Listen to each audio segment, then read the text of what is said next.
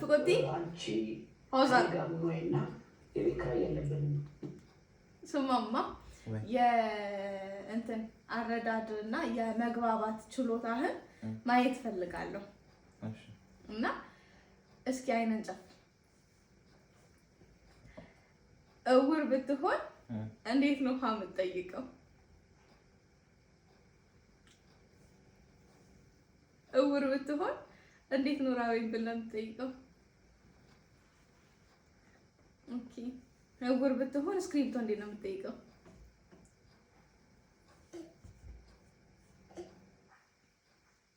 እውር ብትሆን ዝናብ እየዘነበ ነው እንዴት ነው የምታሳየው?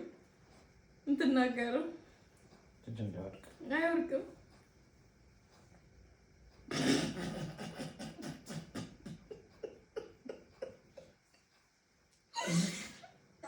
እኔ እኮ እውር ነው ያልኩት እንጂ ዱዳ አላልኩም።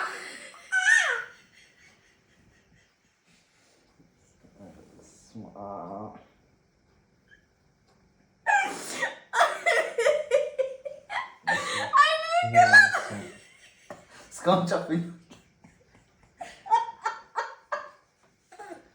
እናት በቃ መቀለጃ እያደረገች ነው።